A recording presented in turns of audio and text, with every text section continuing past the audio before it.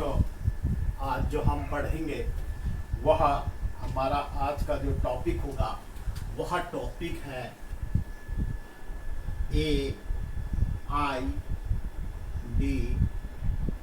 AIDS, यानी कि ads. इस नाम से तुम सभी बच्चे भली भांति परिचित हो। Ads,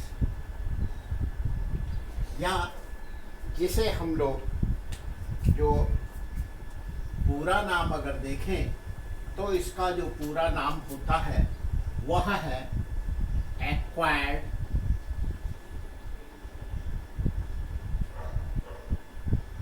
immuno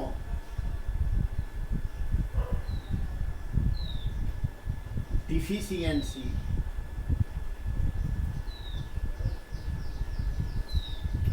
syndrome.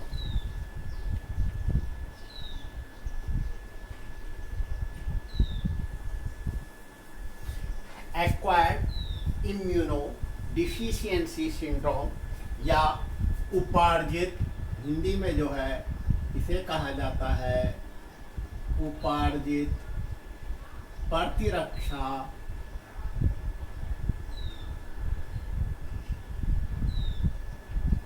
न्यूनता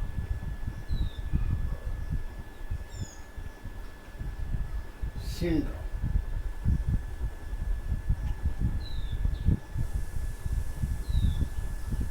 उपार्जित प्रतिरक्षा न्यूनता सिंड्रोम।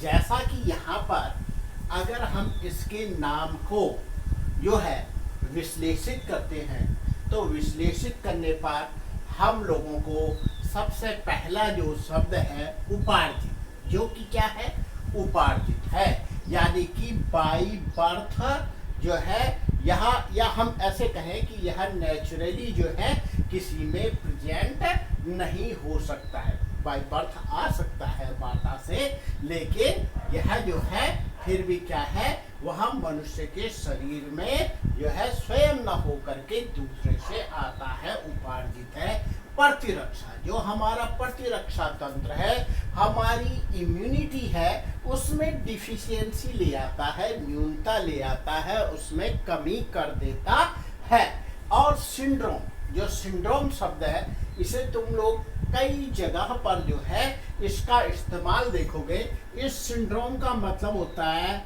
सेट ऑफ साइन और सिम्टम्स, यानी केवल एक ही लक्षण नहीं बल्कि बहुत से लक्षणों को तुम लोग यहाँ पर एक सेट के रूप में या एक जो है वह ग्रुप के रूप में देख सकते हो किसी विशेष रोग के उत्पन्न होने पर। ऐसे ही तुम लोग टर्नर सिंड्रोम, क्लिनफेल्टर सिंड्रोम इत्यादि सिंड्रोमों के बारे में पढ़ सकते हो, जहां पर कि बहुत सारे जो है या मल्टीपल सिम्टम्स जो है वह दिखाई देते हैं, तो उसे हम लोग किस नाम से जानते हैं, सिंड्रोम के नाम से जानते हैं।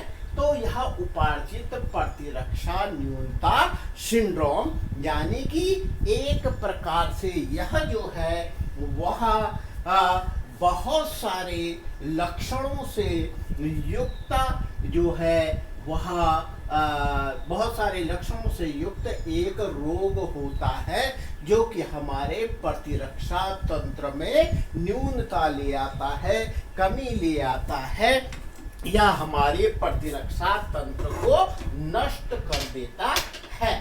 अब देखो, अगर हम इसके इतिहास की तरफ चलते हैं, इसकी हिस्ट्री को देखते हैं, तो इसकी जो हिस्ट्री है या इतिहास है, इसका जो सबसे पहला केस था वह 1981 में यूएसए मैनचेस्टर में देखा गया था। और इसके बाद जो है अगर हम इंडिया की बात करते हैं, भारत की बात करते हैं, तो 1986 में चेन्नई इंडिया में पहला जो है वह एड्स का पेशेंट मिला था। अब जो ये एड्स है, यह किसका, इसका कारक क्या होता होगा, किस चीज के द्वारा यह फैलाया जाता होगा? तो जो लैक मॉन्टेग्नियर है,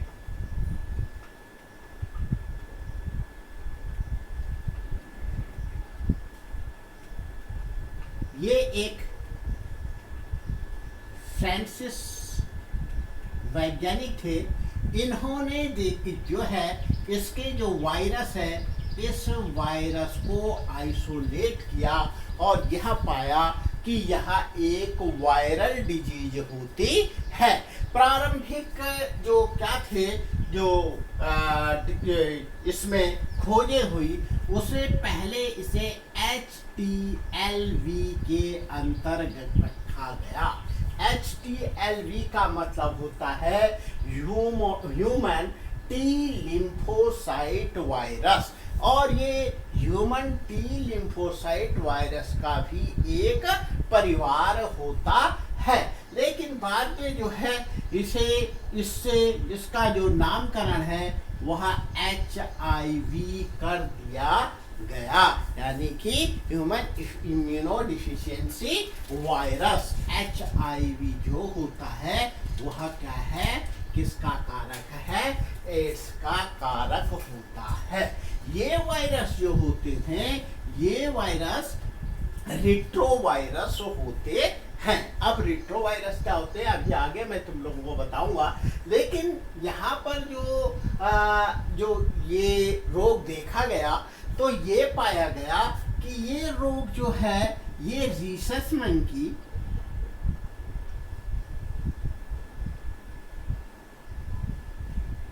या ग्रीन मंकी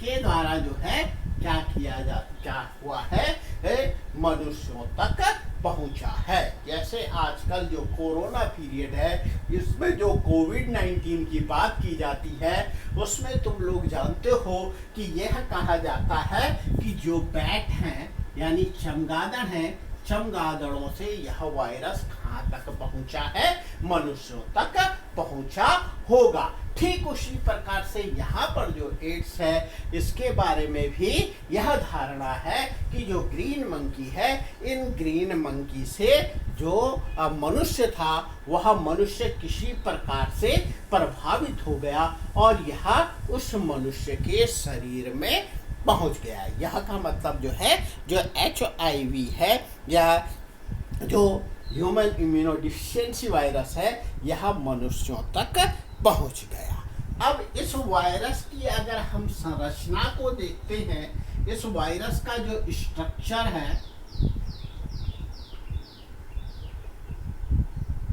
आम वायरसों की तरह तुम लोग जानते हो, इनमें लिपिड और प्रोटीन पाया जाता है, जो कि इसके क्या बनाते हैं, जो एक्सटर्नल एनवेलप होता है उसका निर्माण करते हैं, और भीतर इसके RNA के स्ट्रैंड पाए जाते हैं। एक सामान्य सी रचना मैं यहाँ पर इसकी बना रहा हूँ। ये इसके बाहर जो है वह लिपिड का एनवेलप है,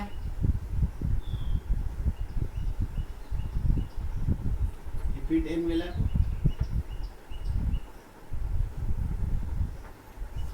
और इसके चारों ओर जो होते हैं कुछ खूंटी के समान ऐसी रचनाएं लगी हुई होती हैं। ये इस प्रकार से इसके चारों ओर ये रचनाएं होती हैं। ये जो है, ये रिसेप्टर है।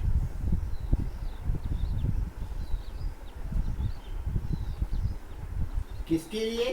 जो CD4 सेल या T4 सेल जो हैं, इनसे आकर के यहाँ जुड़ता है। अब भीतर की ओर जो होता है, इसमें प्रोटीन के दो खोल होते हैं, जो कैप्सिड तुम लोगों ने पढ़ा हुआ है। इस तरह से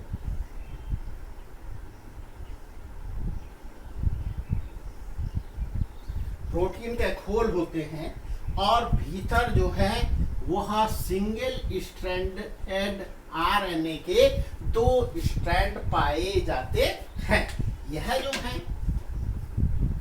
ये दोनों के दोनों, ये क्या है, प्रोटीन इन, ये जो मैंने बनाए हैं ये सिंगल स्ट्रैंडेड आरएनए है, सिंगल स्ट्रैंडेड आरएनए, और कितने स्ट्रैंड हैं, 2। यहां जो है इसमें भीतर जो है एक एंजाइम पाया जाता है, एक एंजाइम पाया जाता है जो कि एक मुख्य एंजाइम होता है, जिसको कि हम लोग रिवर्स ट्रांसक्रिप्टेज कहते हैं।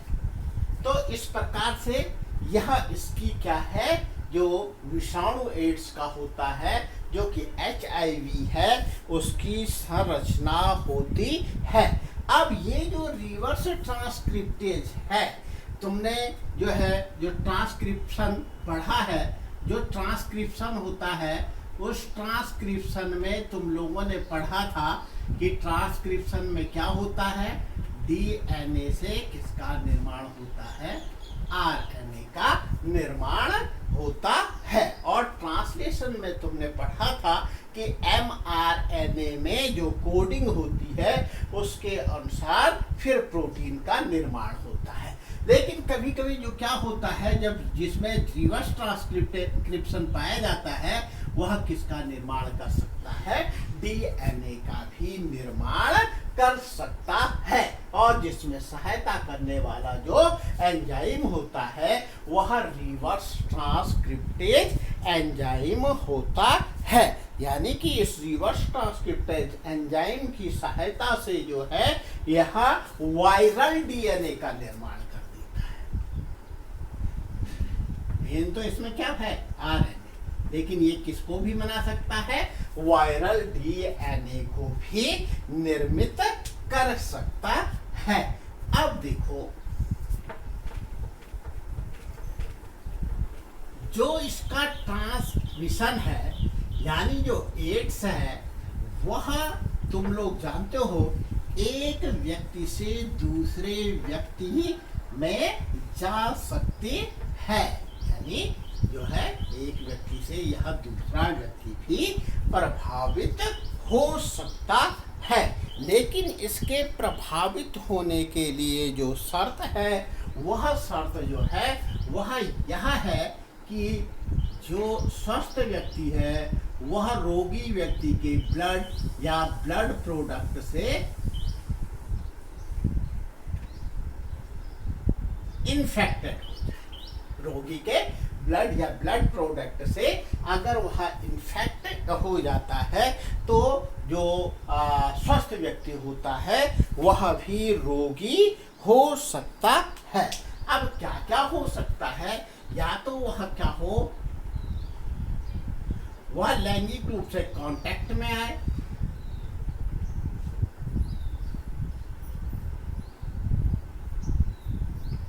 तो क्या हो सकता है, वह रोगी हो सकता है। कौन, स्वस्थ व्यक्ति, या फिर जो है वह रोगी व्यक्ति का उसमें जो ब्लड ट्रांसफ्यूजन है वह कर दिया जाए,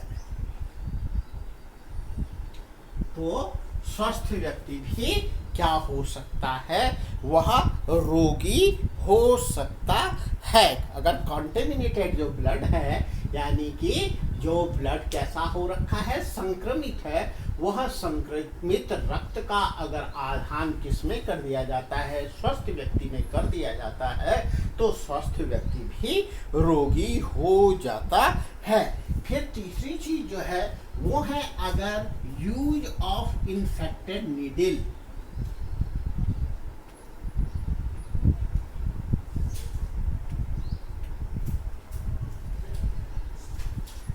जो नीडल है, नीडल का प्रयोग तुम लोग जानते हो, जैसे कि जो टैटूज वगैरह जो हैं उनको बनाने के लिए भी नीडल का प्रयोग किया जाता है।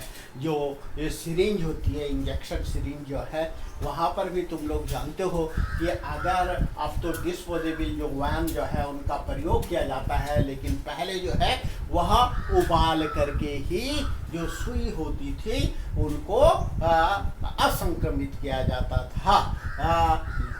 तो उससे जो है रोग के फैलने का खतरा होता था। या फिर जो नशाखोरी वाले लोग होते हैं, जो ड्रग्स इत्यादि के इंजेक्शन लेते हैं, वे आपस में सावधानी नहीं बरतते हैं।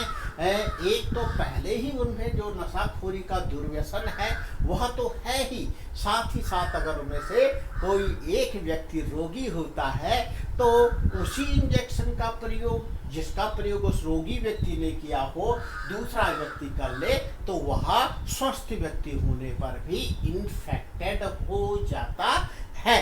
तो इस प्रकार से जो है वह इन्फेक्टेड नीडल के कारण भी क्या हो सकता है, व्यक्ति रोगी हो सकता है। या फिर जो क्या है, इन्फेक्टेड अगर कोई मदर है, इन्फेक्टेड मदर टू बेबी,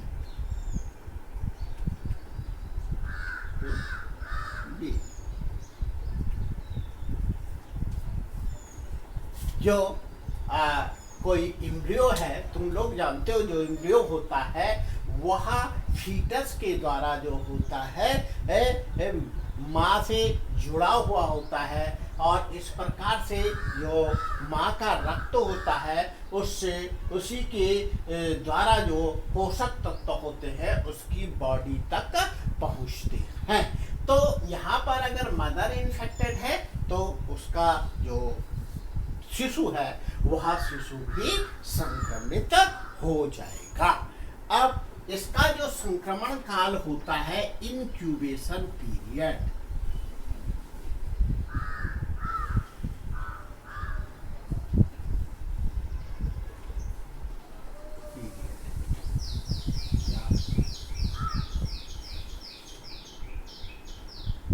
संक्रमण काल, अगर किसी व्यक्ति के शरीर में एड्स के विषाणु प्रवेश कर जाते हैं तो सामान्यतः जो है 2 से 3 साल जो है इसका क्या है, संक्रमण काल होता है।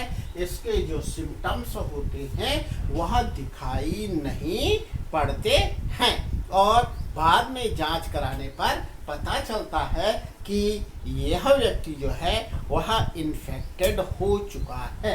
या बहुत से केसेस में जो है वह 10 इयर्स भी जो है वह इंक्यूबेशन पीरियड हो सकता है।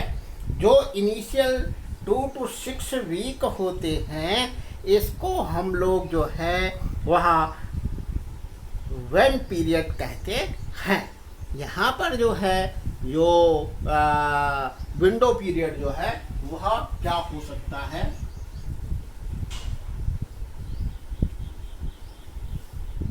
जबकि लक्षण बिल्कुल भी नहीं दिखाई देते हैं, ये 2 to 6 वीक्स हो सकते हैं।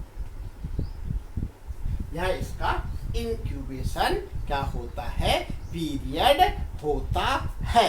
अब ये जो ह्यूमन बॉडी में जाता है तो जो वायरस का मल्टीप्लिकेशन है या यह तेजी से जो अपनी संख्या बढ़ाता है चुपके चुपके और पता भी नहीं चलता है, तो क्योंकि जो ये किस पे असर करता है, जो T4 सेल्स हैं या हमारे जो T4 लिम्फोसाइट है जिन्होंने इससे लड़ना है वह इसके भीतर प्रविष्ट हो जाता है। और प्रविष्ट होने पर जैसे मैंने तुमको बताया था कि यह रिवर्स ट्रांसक्रिप्ट जो एंजाइम है उसकी सहायता से वायरल डीएनए का निर्माण कर लेता है।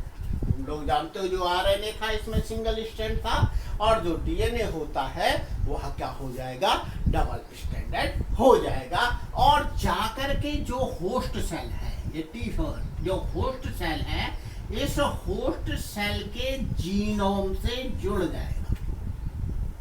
इसके जब जीनोम से जुड़ जाएगा तो वहां पर जाकर के फिर यह क्या करने लगेगा, रिप्लिकेशन शुरू कर देगा, या डुप्लीकेशन जिसे कहते हैं, यह रिप्लिकेट होना शुरू हो जाएगा। और रिप्लिकेट होने के बाद यह अपनी क्या करेगा, बहुत सारी कॉपीज तैयार कर लेगा, ठीक है, वायरल डीएनए।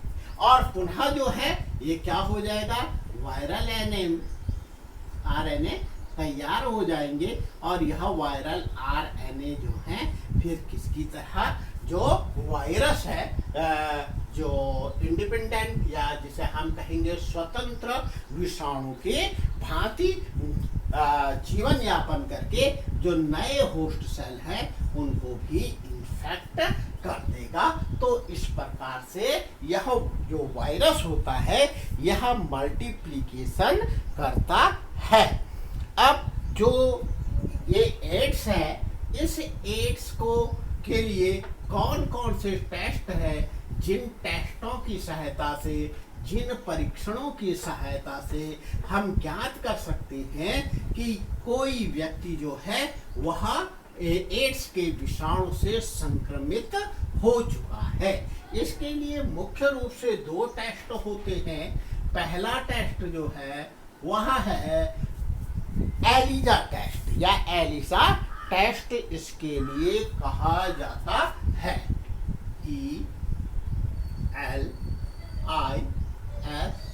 Elisa test. और दूसरा जो टेस्ट इसके लिए किया जाता है, जब मैंने तुम लोगों को डीएनए फिंगरप्रिंटिंग बताई थी तो डीएनए फिंगरप्रिंटिंग में मैंने तुमको सदर्न ब्लॉट टेस्ट बताया था। तो ठीक उसी प्रकार से यहाँ पर जो होता है एक टेस्ट जिसको हम कहते हैं western blot test, blot test, यह टेस्ट भी किसके लिए किया जाता है, एड्स के परीक्षण के लिए कहा जाता है। ये जो एलिसा है इसका पूरा नाम जो होता है वह है एंजाइम लिंक इम्यूनो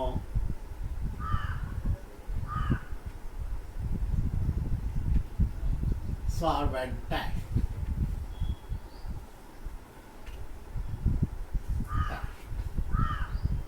थोड़ा सा ध्यान दे लेंगे, ये जो हमारा बोर्ड है, ये व्हाइट बोर्ड जो है ये माइका का बना होने के कारण इसमें जो मार्कर होता है वह मार्कर फिसल जाता है। इसलिए थोड़ा सा जब मैं जो उच्चारण करता हूँ उस पर भी ध्यान दे दिया करो कि अगर स्पेलिंग क्लियर नहीं होती है तो उस स्पेलिंग को वहाँ से मिलान कर लेना है। तो ये मैंने तुमको बताया कि ये क्या होगा, enzyme link immunosorbent test. तो ये जो टेस्ट किसके लिए है, टेस्ट फॉर एड्स के लिए, तो एड्स के परीक्षण होते हैं उसके लिए ये टेस्ट होते हैं। अब जो मेडिसिन है,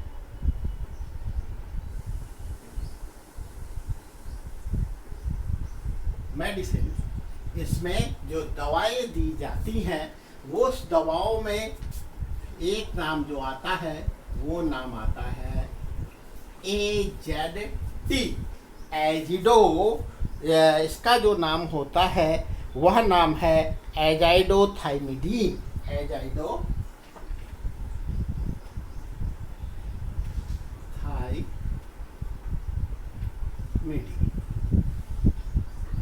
AZD। या फिर इसके साथ साथ जो है जो रिवर्स ट्रांसक्रिप्टेज,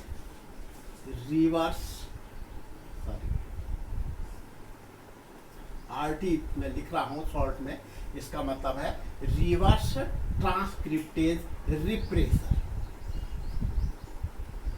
जो रिवर्स ट्रांसक्रिप्टेज जो एंजाइम इस सारे के लिए उत्तरदायी है, जो कि क्या कर रहा है और रिवर्स ट्रांसक्रिप्शन को कर रहा है, उसकी जो क्रिया है उसकी क्रिया को ही दमित कर दिया जाए, उसको रोक दिया जाए, तो जो RT रिप्रेसर है उसके द्वारा भी क्या कर सकते हैं, इसका उपचार कर सकते हैं।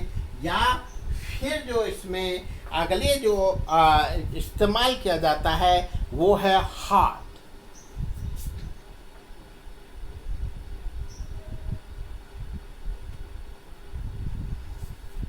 हार्ट, ये हार्ट का मतलब होता है highly active anti retroviral therapy.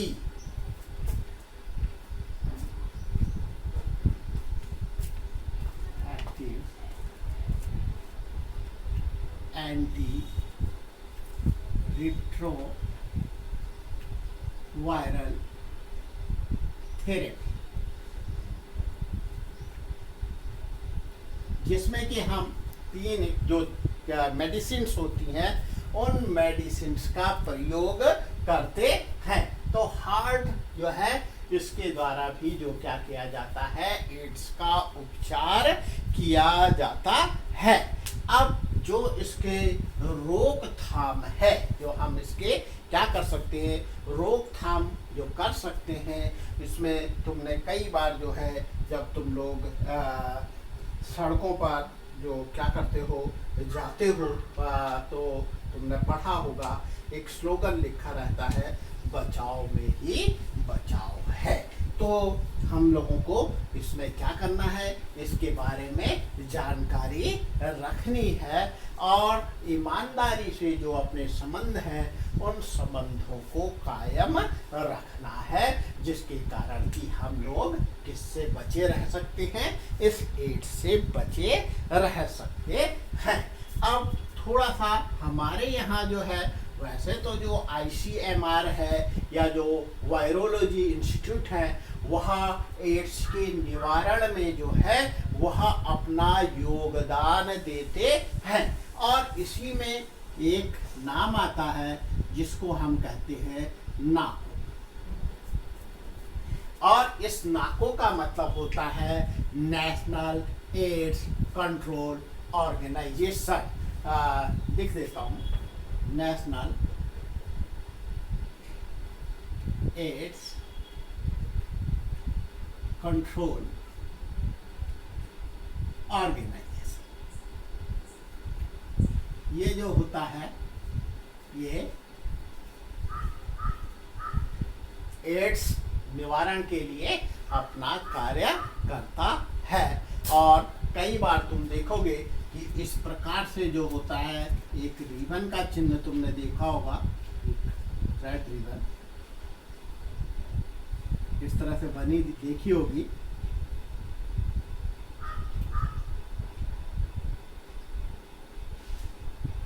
ये जो सिंबल है, ये सिंबल किससे जुड़ा हुआ है, एड्स से जुड़ा हुआ है।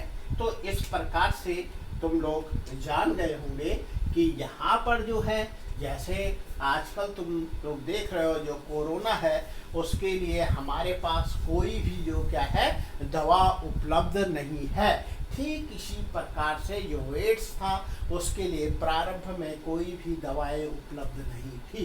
और आज भी जो ये दवाई हैं, ये दवाइयाँ कुछ समय तक जो है वह रोगी को आराम देती हैं, लेकिन जो इसका जो विषाणु है वह पूरी तरह से समाप्त नहीं होता है। और बहुत सारे केसेस में जो पेशेंट है उनकी डेथ हो जाती है।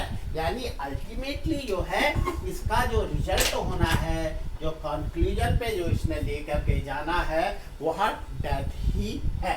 इसलिए इसमें स्वयं की जानकारी और स्वयं का बचाव ही सबसे बड़ी रोकथाम होती है।